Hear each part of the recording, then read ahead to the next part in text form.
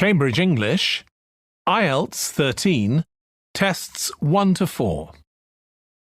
Published by Cambridge University Press and Uckles, 2018. This recording is copyright. CD 1. Test 1. You will hear a number of different recordings, and you will have to answer questions on what you hear. There will be time for you to read the instructions and questions, and you will have a chance to check your work. All the recordings will be played once only. The test is in 4 sections. At the end of the test, you will be given 10 minutes to transfer your answers to an answer sheet. Now turn to Section 1.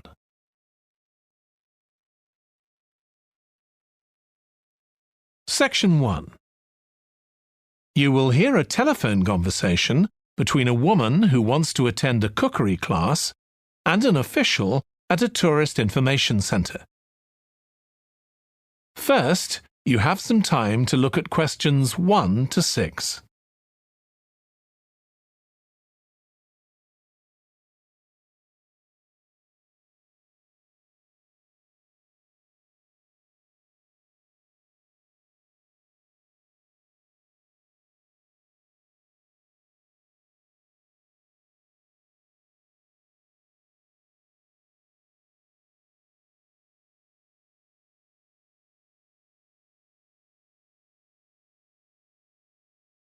You will see that there is an example that has been done for you.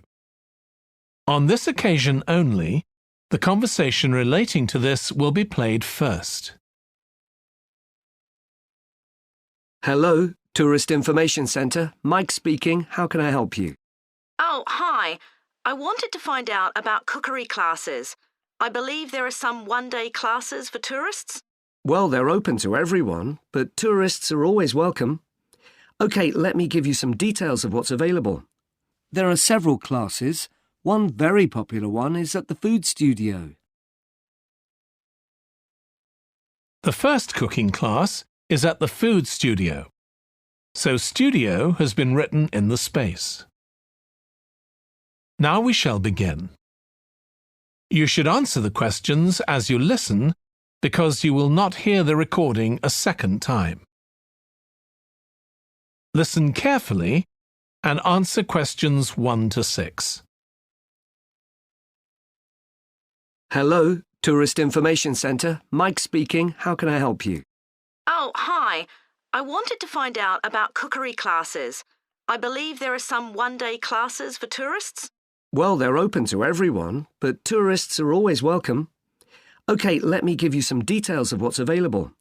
There are several classes. One very popular one is at the food studio. OK. They focus on seasonal products, and as well as teaching you how to cook them, they also show you how to choose them. Right, that sounds good. How big are the classes? I'm not sure exactly, but they'll be quite small. And could I get a private lesson there? I think so. Let me check. Yes, they do offer those. Though, in fact, most of the people who attend the classes find it's a nice way of getting to know one another. I suppose it must be, yes. And this company has a special deal for clients where they offer a discount of 20% if you return for a further class. OK, but you said there were several classes. That's right. Another one you might be interested in is Bond's Cookery School. They're quite new. They just opened 6 months ago, but I've heard good things about them. They concentrate on teaching you to prepare healthy food, and they have quite a lot of specialist staff. So is that food for people on a diet and things like that? I don't know if I'd be interested in that. Well, I don't think they particularly focus on low-calorie diets or weight loss. It's more to do with recipes that look at specific needs, like including ingredients that will help build up your bones and make them stronger, that sort of thing. I see. Well, I might be interested. I'm not sure. Do they have a website I could check? Yes. Just key in the name of the school. It'll come up. And if you want to know more about them, every Thursday evening they have a lecture at the school. It's free, and you don't need to book or anything. Just turn up at 7:30. And that might give you an idea of whether you want to go to an actual class. Before you hear the rest of the conversation, you have some time to look at questions 7 to 10.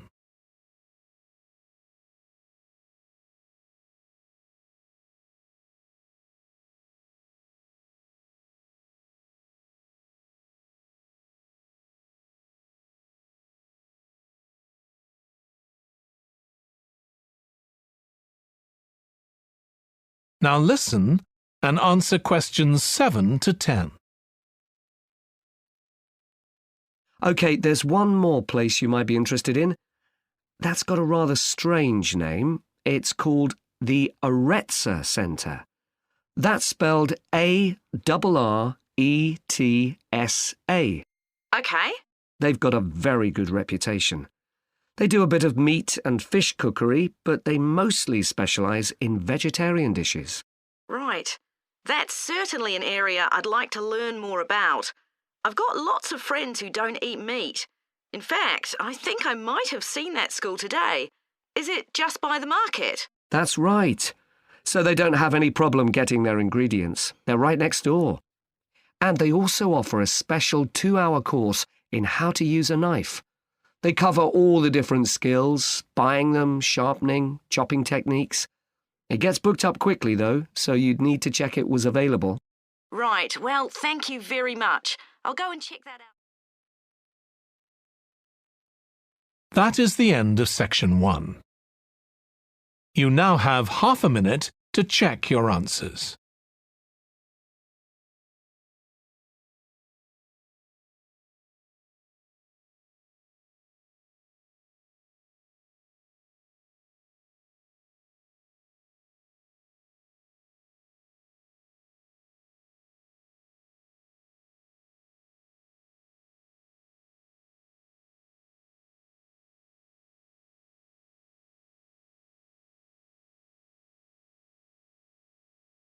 Now turn to section 2. Section 2. You will hear the chairman of the Highways Committee of Granford speaking to members of the public about proposed changes to traffic and parking in the area. First, you have some time to look at questions 11 to 13.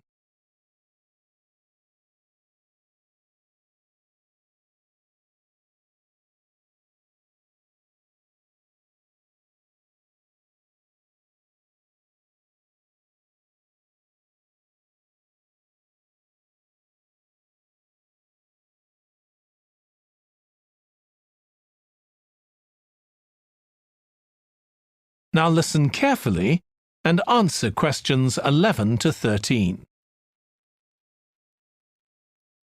Good evening, everyone. My name's Phil Sutton, and I'm chairman of the Highways Committee. We've called this meeting to inform members of the public about the new regulations for traffic and parking we're proposing for Granford. I'll start by summarising these changes before we open the meeting to questions. So, why do we need to make these changes to traffic systems in Granford? Well, we're very aware that traffic is becoming an increasing problem. It's been especially noticeable with the increase in heavy traffic while they've been building the new hospital. But it's the overall rise in the volume of traffic of all kinds that's concerning us. To date, there's not been any increase in traffic accidents, but that's not something we want to see happen, obviously. We recently carried out a survey of local residents, and their responses were interesting. People were very concerned about the lack of visibility on some roads due to cars parked along the sides of the roads. We'd expected complaints about the congestion near the school when parents are dropping off their children or picking them up. But this wasn't top of the list, and nor were noise and fumes from trucks and lorries, though they were mentioned by some people. We think these new traffic regulations would make a lot of difference, but we still have a long way to go. We've managed to keep our proposals within budget, so they can be covered by the council.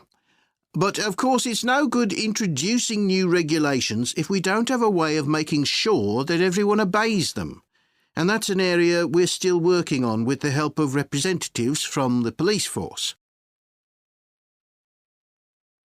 Before you hear the rest of the talk, you have some time to look at questions 14 to 20.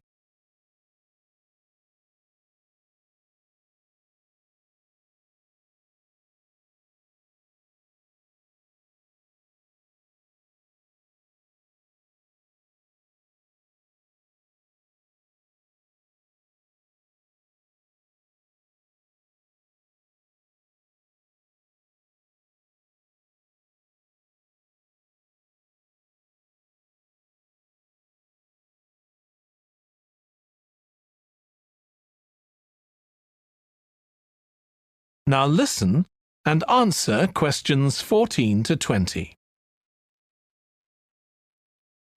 OK, so this slide shows a map of the central area of Granford with the High Street in the middle and School Road on the right.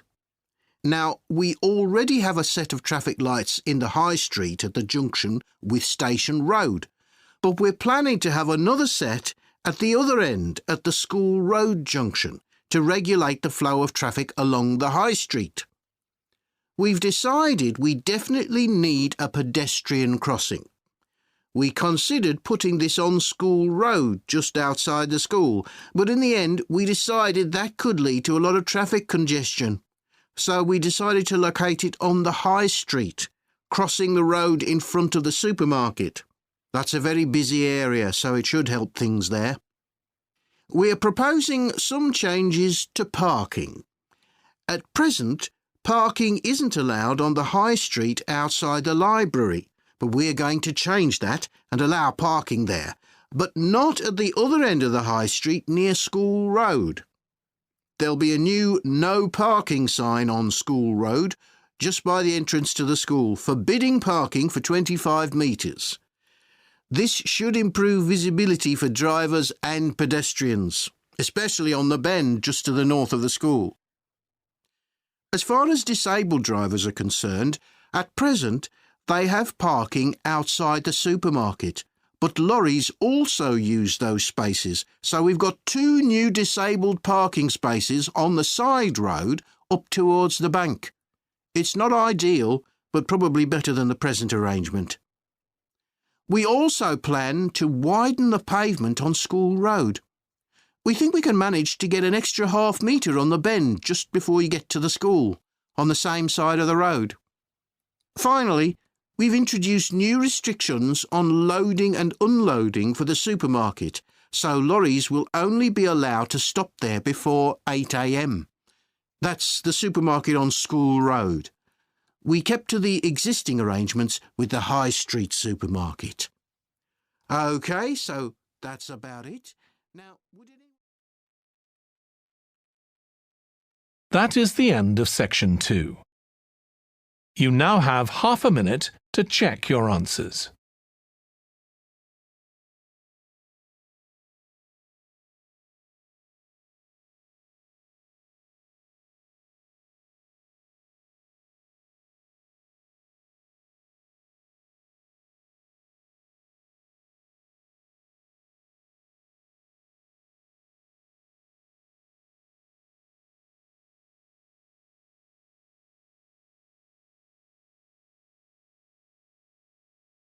Now turn to section 3.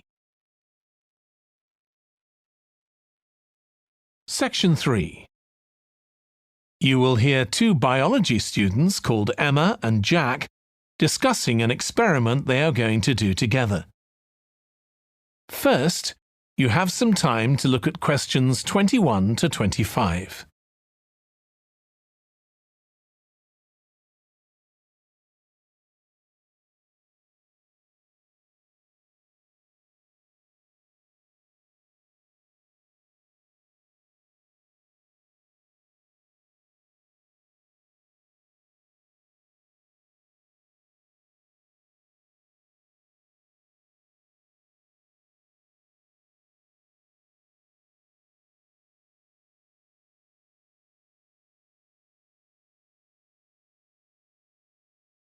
Now listen carefully and answer questions 21 to 25. We've got to choose a topic for our experiment, haven't we, Jack? Were you thinking of something to do with seeds? That's right. I thought we could look at seed germination, how a seed begins to grow. OK. Any particular reason? I know you're hoping to work in plant science eventually. Yeah, but practically everything we do is going to feed into that.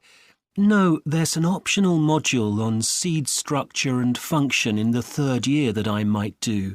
So I thought it might be useful for that. If I choose that option, I don't have to do a dissertation module. Good idea. Well, I thought for this experiment, we could look at the relationship between seed size and the way the seeds are planted.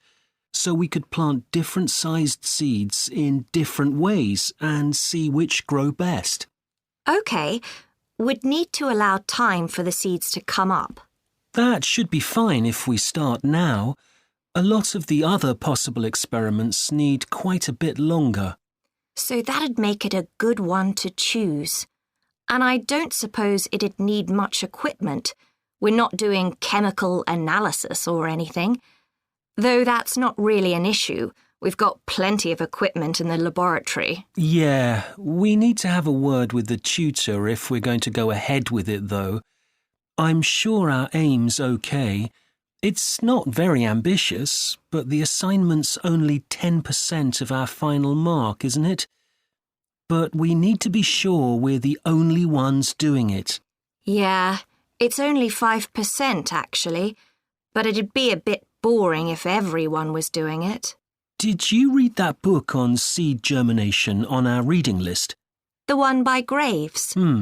I looked through it for my last experiment, though it wasn't all that relevant there. It would be for this experiment, though. I found it quite hard to follow. Lots about the theory, which I hadn't expected. Yes, I'd been hoping for something more practical. It does include references to the recent findings on genetically modified seeds, though. Yes, that was interesting.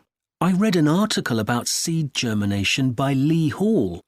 About seeds that lie in the ground for ages and only germinate after a fire. That's the one. I knew a bit about it already, but not about this research. His analysis of figures comparing the times of the fires and the proportion of seeds that germinated was done in a lot of detail. Very impressive. Was that the article with the illustrations of early stages of plant development? They were very clear. I think those diagrams were in another article. Before you hear the rest of the discussion, you have some time to look at questions 26 to 30.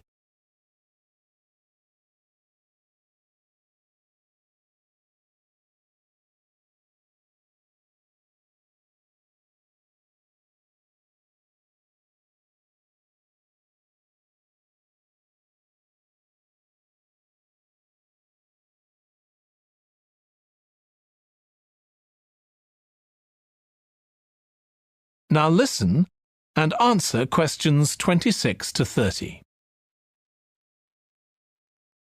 Anyway, shall we have a look at the procedure for our experiment? We'll need to get going with it quite soon. Right. So the first thing we have to do is find our seeds.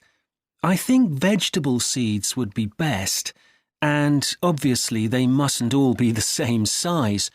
So how many sorts do we need? About 4 different ones? I think that would be enough. There'll be quite a large number of seeds for each one. Then for each seed, we need to find out how much it weighs and also measure its dimensions. And we need to keep a careful record of all that. That'll be quite time-consuming. And we also need to decide how deep we're going to plant the seeds, right on the surface a few millimetres down, or several centimetres. OK, so then we get planting. Do you think we can plant several seeds together in the same plant pot? No, I think we need a different one for each seed. Right. And we'll need to label them. We can use different coloured labels. Then we wait for the seeds to germinate. I reckon that'll be about 3 weeks, depending on what the weather's like. Then we see if our plants have come up and write down how tall they've grown. Then all we have to do is look at our numbers and see if there's any relation between them. That's right. So then we get... That is the end of section 3. You now have half a minute to check your answers.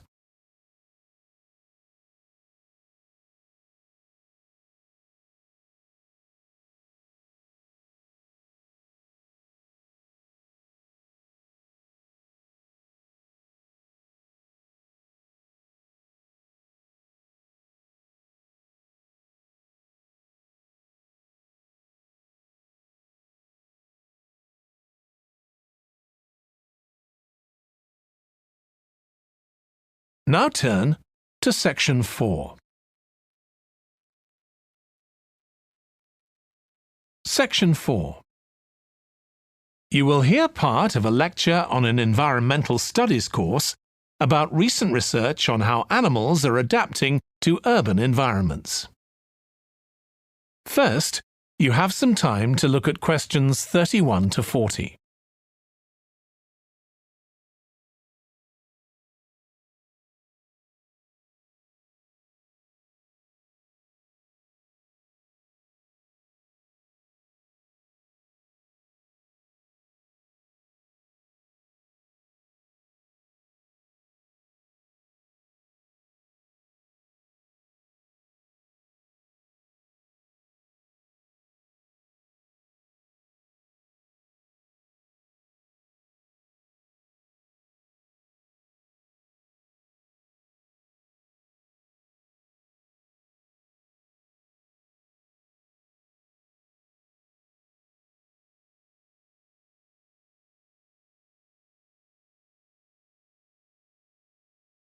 Now listen carefully and answer questions 31 to 40.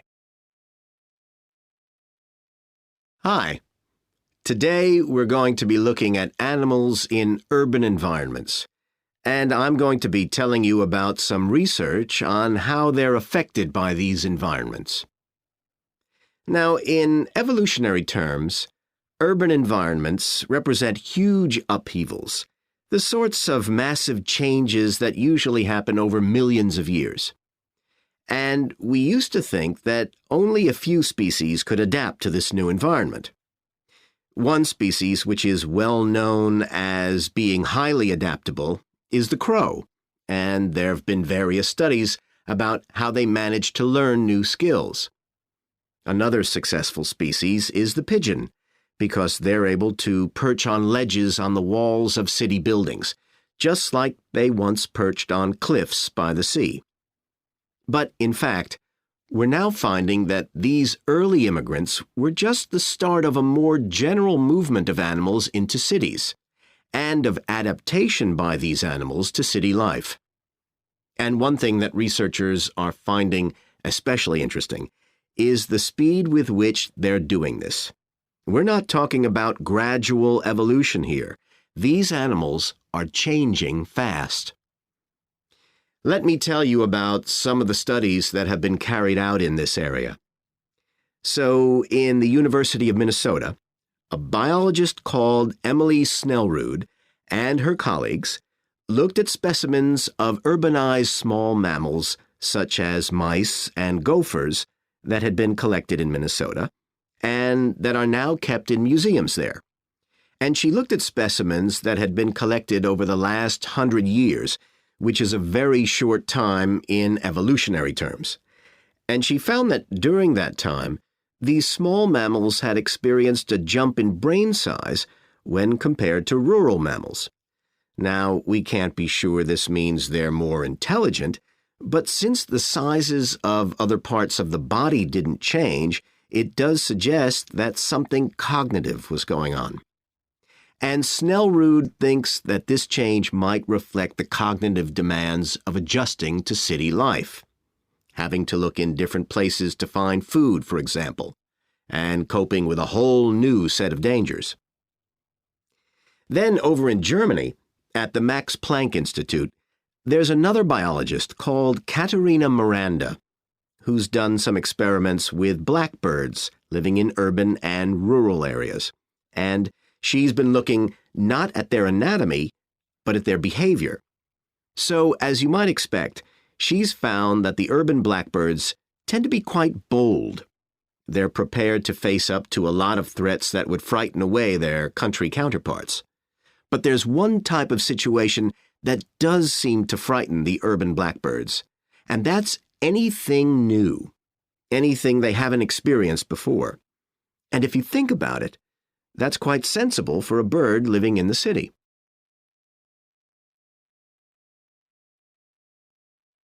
Jonathan Atwell, in Indiana University, is looking at how a range of animals respond to urban environments. He's found that when they're under stress, their endocrine systems react by reducing the amount of hormones such as corticosterone into their blood. It's a sensible-seeming adaptation. A rat that gets scared every time a subway train rolls past won't be very successful.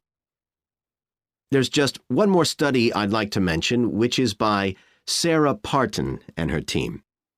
And they've been looking at how squirrels communicate in an urban environment, and they've found that a routine part of their communication is carried out by waving their tails. You do also see this in the country, but it's much more prevalent in cities, possibly because it's effective in a noisy environment. So, what are the long-term implications of this? One possibility is that we may see completely new species developing in cities. But on the other hand, it's possible that not all of these adaptations will be permanent. Once the animal's got accustomed to its new environment, it may no longer need the features it's developed. So now we've had a look at adaptation. That is the end of Section 4. You now have half a minute to check your answers.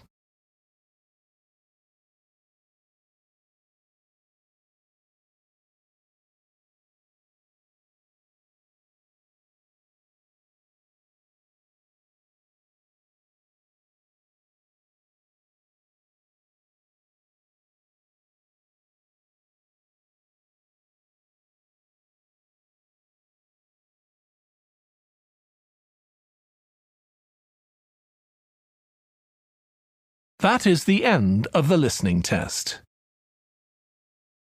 In the IELTS test, you would now have 10 minutes to transfer your answers to the answer sheet.